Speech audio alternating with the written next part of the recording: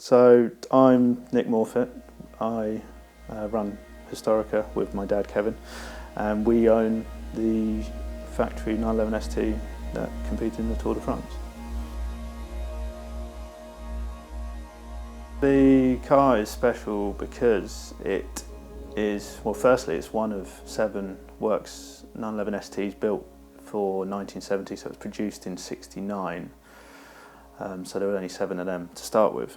But after it did one rally, it was taken back to the factory and prepared for the 1970 Tour de France, where the mechanics and race department basically built what would be known as the lightest 911 ever built by the factory. So at that point they took the car back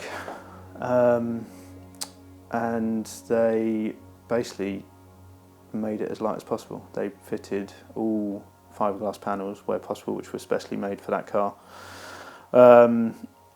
Magnesium front brakes from a 908, lighter seats, got the drill out to drill pretty much everything that was safe to drill, the jacking points, the footrest, the bonnet, loads of different areas, and they got it down to 780 kilograms.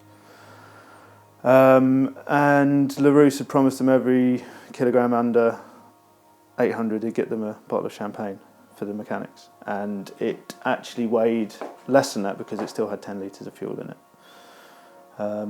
So they'd done their job, and then it went to the Tour de France, where it came third overall. Because the roads in France were notoriously bad, so the Porsche department had decided that they didn't want to run a prototype. They wanted to run a car that wouldn't break.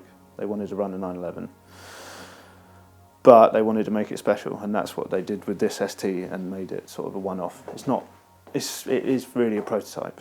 It had development 2.5 engine, which we were told was actually 2.6, the mechanics we spoke to when building the car. So it had 2.6 engine, loads of custom built parts for it,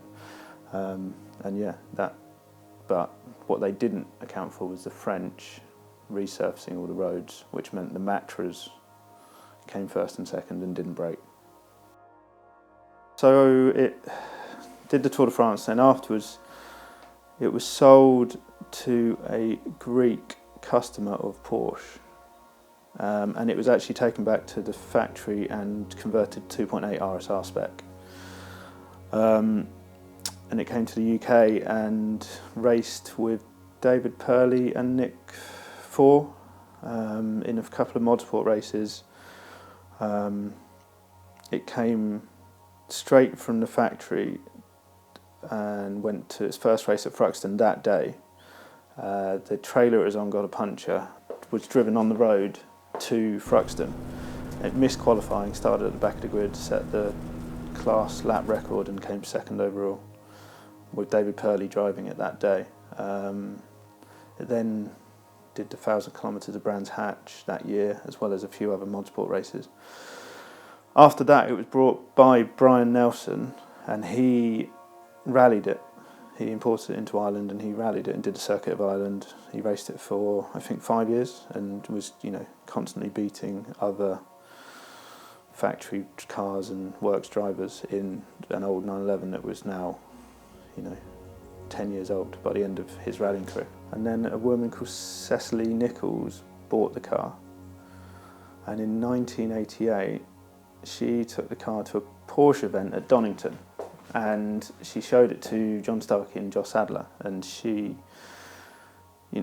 was going to start using it in rallies and other events, and they saw it and they knew it was of historical importance to Porsche, to any motorsport fans really, because they knew it was a works car because it had so many important competition parts on it.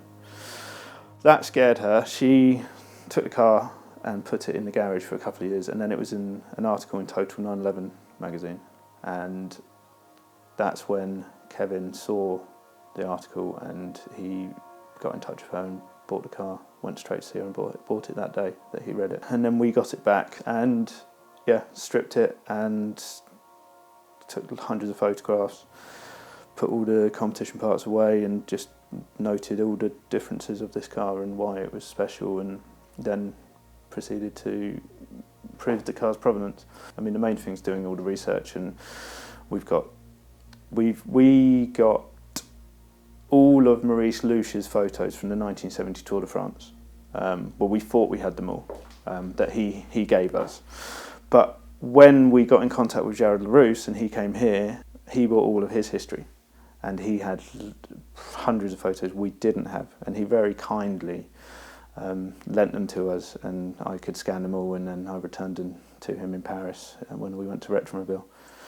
And on top of that, we've been in contact with the factory, and one day we got an email from Archives, and they said, "We're very pleased to inform you that we have found the file," and that file has service records of the event, you know, what went wrong on that day, what they did to fix it, how much fuel went in the car, what tyres went on it, notes to Dunlop from Jürgen Bath saying what tyres he wanted for the event.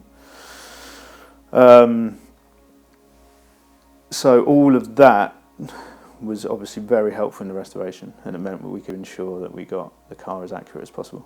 And yeah, we totally restored the body, and we obviously restored it to 1970 specs, using loads of original parts, and we weighed the car. We fitted a roll cage and fire extinguisher system, but we weighed the car and it was 810 when we were finished with it. So it's a little bit heavier, but I still think it's quite light and quite good fun.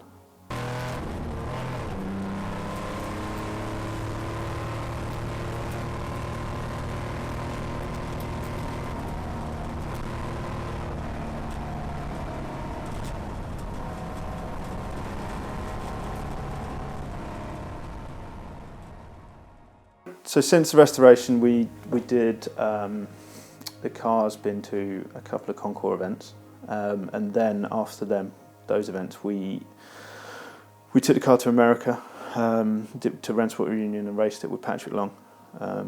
It was constantly the quickest car in its class. Being one of the only FIA cars there with the correct engine in, I think a lot of people were very upset when we beat them, but that's all good fun. We also had Gerard Larousse back in the car, and did a couple of events. We did Le Mans Classic, and we did a CR event at Dijon. And next year we are planning to do the Tour Auto, because it's 50 years since the car did the Tour de France originally. And yeah, a couple of other classic endurance races, and maybe, you know, there's a couple of sort of 3-hour, 4-hour races that we're looking at doing, maybe at the Ring or at Spa. The racing we did was last year, and this year we took the car to the Rennsport Collective in July, which was really good for the car, and we're very much looking forward to taking it again in 2020.